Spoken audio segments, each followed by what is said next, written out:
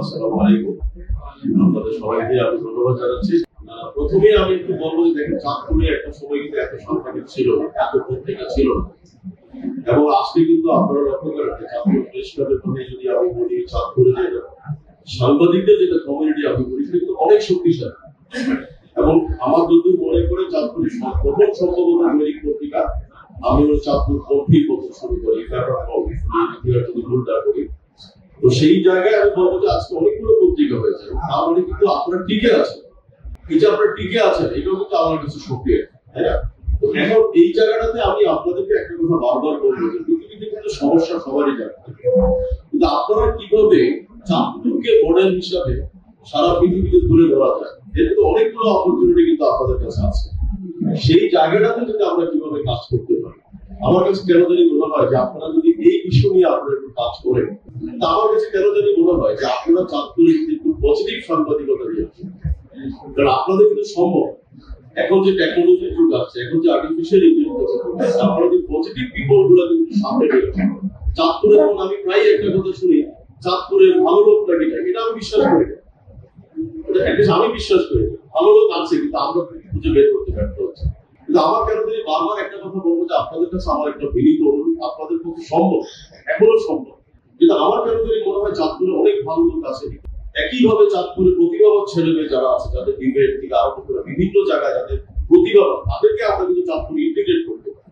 একটা সময় কিন্তু চাঁদপুরে সেই শরীফ চৌধুরী এসে বসলো যে তার এক সময় কিন্তু সেই নাটক দল অনেক ভালো ভালো কাজ কিন্তু হয়েছে, এখনো তো হয়নি তা না, কিন্তু আলটিমেটলি আমি বলছি যে যেই মডেল, যে ল্যান্ডমার্ক করার কথা, সেটা কিন্তু আমরা করতে পারি। তো আমি এই জায়গাটাতে বলবো আপনারা কিভাবে পজিটিভ ভূমিকা পালন করতে পারেন, কারণ আপনি জানেন, তো সেই জায়গাগুলোতে আমি বলবো যে পজিটিভ পিপল কিন্তু সমাজে অনেক আছে, এবং এদেরকে কিভাবে সমাজে তুলে নিয়ে আসা যায়, এবং এরা কিন্তু অল্প বয়স কিন্তু আছে। এবং একইভাবে আমি যেটা বলবো যে আজকে দেখেন আপনার ছেলে মেয়ে বা স্কুল কলেজ ছাত্রছাত্রীদের ভিতরে প্রতিযোগিতামূলক মনোভাবটা কিন্তু নাই, কালচারাল যে কম্পিটিশন গুলো ছিল সেটা কিন্তু নাই। তো যেই কারণে আমি আপনাদেরকে এই কথাগুলো বলতে চাই, এই ধরনের শিক্ষকদেরকে আপনারা একটু তুলে নিয়ে আসেন।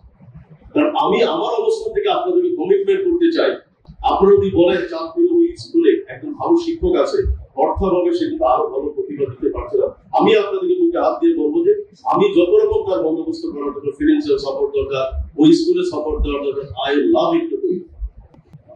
তো আমার বক্তব্যটা হচ্ছে এই জায়গাটা।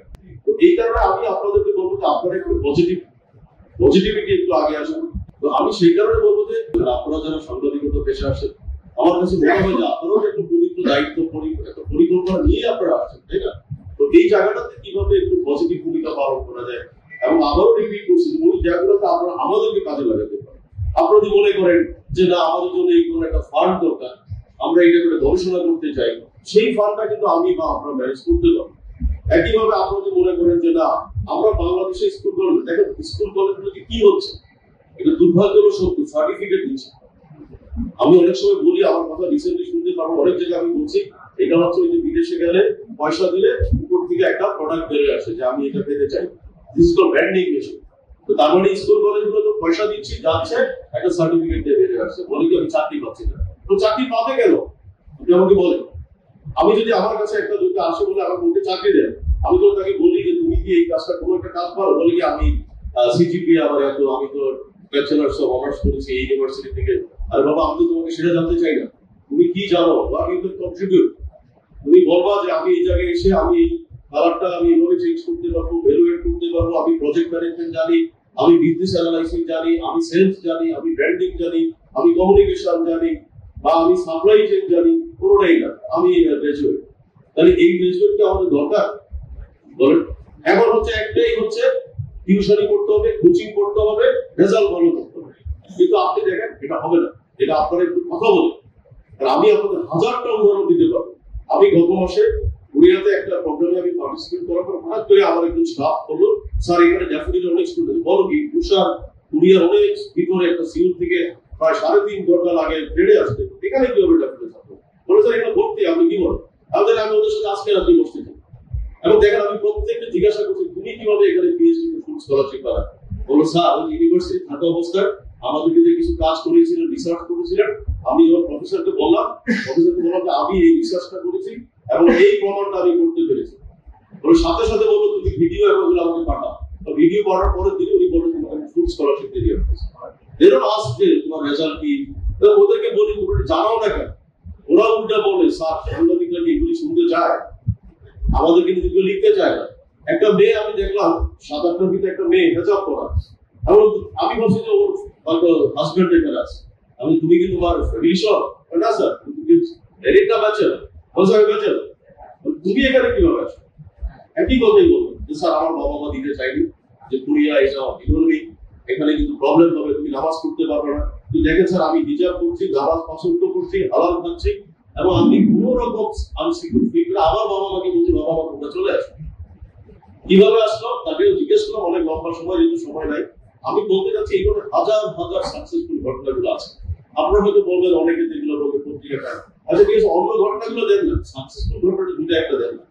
আস্তে আস্তে আস্তে আস্তে সমাজটা পরিবর্তন হবে, কারণ যেই ছেলেটা যেই মেয়েটা সাকসেস হবে সে কিন্তু আপনাকে স্মরণ করবে। আমি কি আপনাদেরকে স্মরণ করছি না, কারণ আমি তো বিগত চাকরির মাসে করি। এই জন্য অনেকগুলো ভালো ভালো কিন্তু এক্সাম্পল সমাজে আছে। এই জায়গাগুলোতে আপনারা আমাদের কথা বলেন, যারা উদ্যোক্তা হয়েছে অনেকেই কিন্তু ভালো ভালো, আপনারাও তো উদ্যোক্তা, আপনারা খেয়াল করে দেবেন আপনারা উদ্যোক্তা না, আপনাদের একটা পত্রিকা কি অনেক লোক কাজ করে না, আপনাকে আরো অনেক লোককে কর্মসংস্থান করে ধরে তুলছেন না, তাহলে আপনারাও তো উদ্যোক্তা। আপনারা কেন ভাবেন যে আপনারা উদ্যোক্তা না? উদ্যোক্তা মানে কি? উদ্যোক্তা মানে হচ্ছে আমি যে উদ্যোক্তা বাস্তবায়ন করতে পারি, তাই না? এবং একই ভাবে দেখেন আপনারা অনেক কিছু করতে পারেন। দেখেন আপনারা সম্মিলিত ভাবে একটা প্রেস ক্লাবে নিচে আপনারা কমিউনিটি সেন্টার করেছেন, দোতলা একটা ভাড়া দিয়েছেন, এখানে সুন্দর করছেন।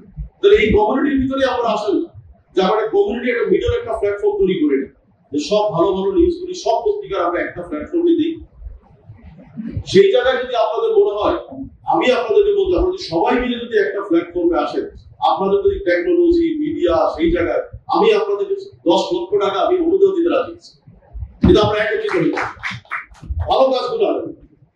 ওনার পত্রিকা একটা ভালো কাজ আসছে, আমার ইকোনমির পত্রিকা একটা ভালো কাজ আসছে, উনি হয়তো গ্রামের একটা শিক্ষককে গিয়ে ইনভেস্টিগেট করে দেখবেন এই শিক্ষকটা খুব প্রতিভাবান, তাকে তুলে নিয়ে আসেন তার মতো শিক্ষক। কারণ দেখেন সমাজটা কিন্তু পরিবর্তন শিক্ষকরাই করেছে, তাই না?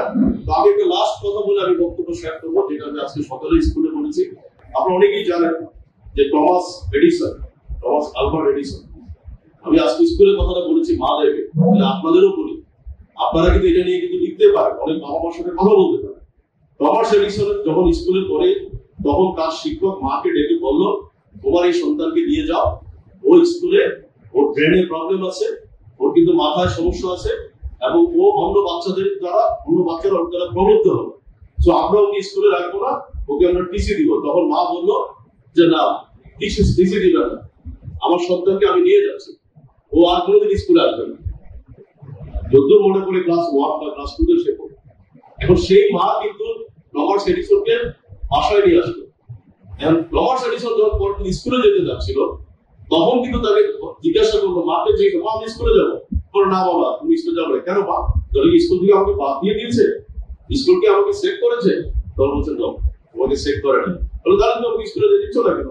তখন মা বললো, তুমি এত বেশি প্রতিভাবান, তোমার শিক্ষক আমাকে ডেকে বলেছে যে মা তোমার সন্তান অনেক বেশি আইকিউ, অনেক হাই ট্যালেন্ট, তার এত ট্যালেন্ট শেখানোর মতো ক্যাপাসিটি আমাদের নাই, সুতরাং তুমি যদি তাকে বাসায় বসে শেখাও, সে পৃথিবীতে একদিন অনেক বড় মাপের একটা বিজ্ঞানী হতে পারে। তাহলে পড়াশোনা না করে আজকে যে লাইট আপনারা দেখছেন, যে বাল্ব আমরা বলি, এই বিদ্যুৎ কিন্তু টমাস এডিসনে কিন্তু প্রতিষ্ঠা করেছে। তারপরে আপনি লক্ষ্য করুন কি হচ্ছে, মেসেজটা কি?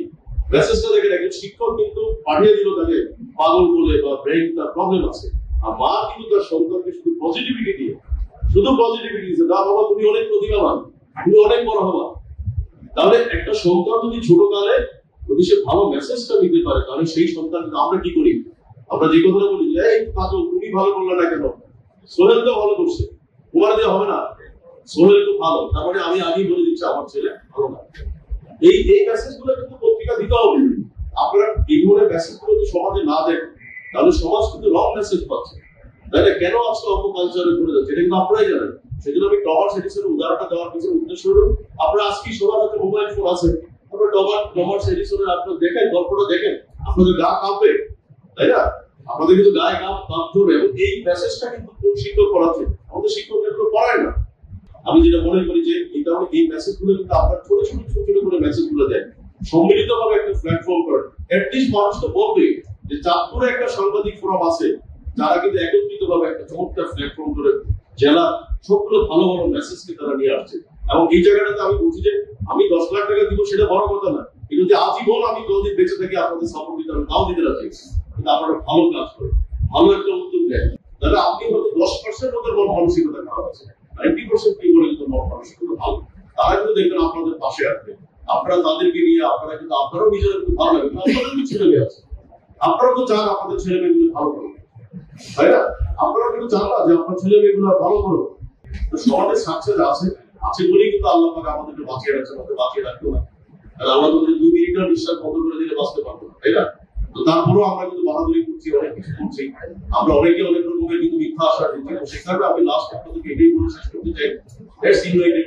আপনাদের ইউনিটি আর আপনাদের যে এক একজন এক একটা মেধা আছে। কেউ হয়তো ইনভেস্টিগেশন জার্নালিজম ভালো লাগে, কেউ হয়তো আপনারা স্কুল কলেজ শিক্ষা ব্যবস্থা নিয়ে ভালো কথা বলতে পারেন। এক একজনের কিন্তু এক এক রকম লেখার পাওয়ার আছে। যেমন ওই যে বলি শরীফ চৌধুরীকে দিলে নাটক, কালচার, আবৃত্তি এই জায়গাটাতে সে ভালো করতে পারে, করেন না আপনারা করে আপনারা বেশ ক্লাব থেকে উত্তর দেন না যে বাংলা চাঁদপুর কলেজে যতগুলো ভালো ভালো স্কুল আছে তার থেকে একটা বিতর্ক প্রতিযোগিতা হবে, তার থেকে একটা ডিবেট হবে।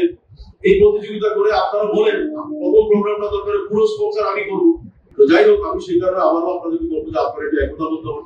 আর আজকে যেমন ভাবে ভালো লাগলো যে আপনারা সবাই চলে আসছেন একসাথে, এই ইউনিটটা আপনাদেরকে ধরে রাখেন সবার ভিতরে। সবাই যেটা আমি লাস্টে বললাম, এক একজনের এক এক রকমের আপনাদের স্পিরিট আছে, আপনারাই আইডেন্টিফাই করেন কে কোন জায়গায় ভালো।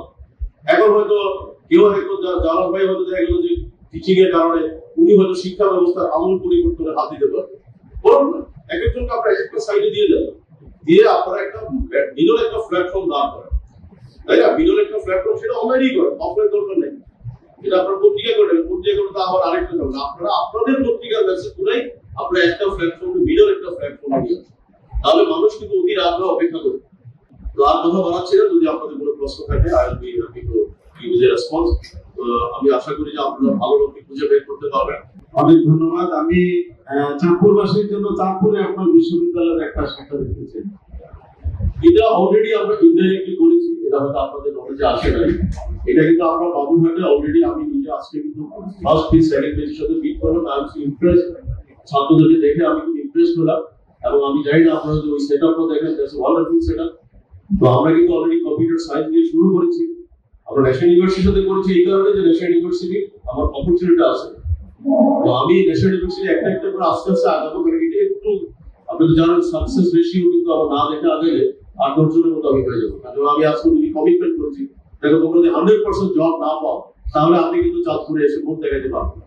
তো ওই জায়গাটাতে আমরা কাজ করছি, একটু স্লোলি আমরা আগাচ্ছি, কারণ এটা আপনারা জানেন যে, কিন্তু আমি তো ঢাকায় বসে যতটুকু সম্ভব I am trying my best.